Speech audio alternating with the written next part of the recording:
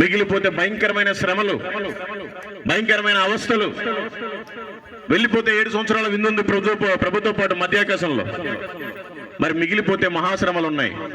మనకు voter ID card ఉంటుంది, vote వేయనివ్వరు. Aadhaar card ఉంటుంది, అది ఎందుకు పనికిరాదు. మన బ్యాంకులో డబ్బులు ఉంటాయి, అవి కూడా తీసుకోవడానికి కుదరదు. క్రైస్తవుని అలా చిత్రహింసలు పెట్టే ప్రభుత్వం ఇప్పటికే ఆల్రెడీ ఉంది, మీకు తెలుసు. ఇక్కడంటే మనం ఏదో స్వచ్ఛంగా వచ్చి ఆదివారం రోజు మన దేవుడికి మనం ప్రార్థన చేసుకుని ఇక్కడ పాటలు పాడుకొని చప్పట్లు కొట్టుకుంటున్నాం. ఆ బయట రాష్ట్రాల్లో యేసు ప్రభు దేవుడు అని ఎవరైనా నోరెత్తితే 10 సంవత్సరాలు జైలు శిక్ష, 7 లక్షల రూపాయలు జరిమానా. ఆ ఉత్తరప్రదేశ్, బీహారు అటువైపు అంతా. కాబట్టి అలాంటి చీకటి రోజులు మనం రాకముందే మనం కలిగిన దాన్ని గట్టిగా పట్టుకొని అనేక మందికి మాదిరికరంగా ఉండాలి. ఈ 7 సంవత్సరాల విందు అయిపోయిన తర్వాత మళ్ళీ యేసు ప్రభు వారి భూమి మీదకి వస్తారు. తెలుసా మీకు? యేసు ప్రభు వారు ఒకసారి చనిపోయి వెళ్ళిపోయారు కదా, ఆయన మళ్ళీ భూమి మీదకి రాడు, మధ్యాకాశంలోకి వస్తాడు. అప్పుడు కొంతమంది మనం రెప్పపాట్లో ఎగిరి వెళ్ళిపోవాలి పైకి. అప్పుడు 7 సంవత్సరాల విందు ఉంది. ఇక్కడ మిగిలిపోయిన వాళ్ళందరికీ శ్రమలు ఉంటాయి.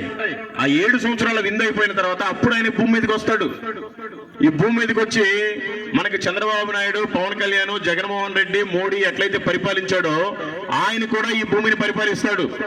ఎన్ని రోజులు? 5 సంవత్సరాలు కాదు, 1000 సంవత్సరాలు. నేను సొంతంగా చెప్పట్లా, బైబిల్లో ఉంది, ప్రకటన గ్రంథంలో. మీకు చదివితే మీకు అర్థం అవుతుంది.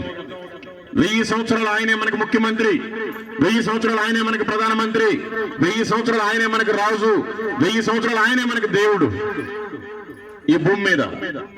ఈ 1000 సంవత్సరాలు అయిపోయిన తర్వాత ఆ సాతాన్ గాడిని అగ్నిగంధకాలతో కాల్చివేసి మనుషులందరిని తీసుకొని పరలోకపు దగ్గరలోకి తీసుకెళ్తాడు. పరలోకం తీసుకెళ్ళడు, పరలోకపు దగ్గరలోకి తీసుకెళ్తాడు. సింహాసనం వేసుకుని కూర్చుంటాడు. దాని పేరే ధవళ సింహాసనం. నీ పేరు ఆధార్ కార్డులో ఉంటే ఏదన్నా ఎక్కడికైనా వెళ్ళడానికి నీకు చెల్లుబాటు అవుతుంది. ఓటర్ ఐడి కార్డులో నీ పేరు కానీ ఉంటే నీకు ఓటు వేయడానికి అర్హుడివి. జీవ గ్రంథం అని ఒకటి ఉంటుంది. ఆ జీవ గ్రంథంలో నీ పేరు ఉంటేనే నీకు పరలోకం, లేదంటే భయంకరమైన నరకం.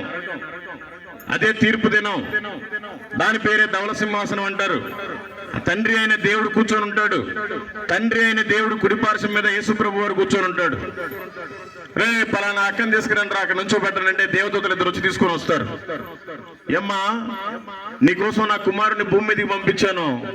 నీ పాపాల నిమిత్తమే దెబ్బలు తిన్నాడు, నీ పాపాల నిమిత్తమే ఏడ్చబడ్డాడు, నీ పాపాల నిమిత్తమే కొట్టించుకున్నాడు, తిట్టించుకున్నాడు, ఆఖరికి ప్రాణమే పెట్టాడు.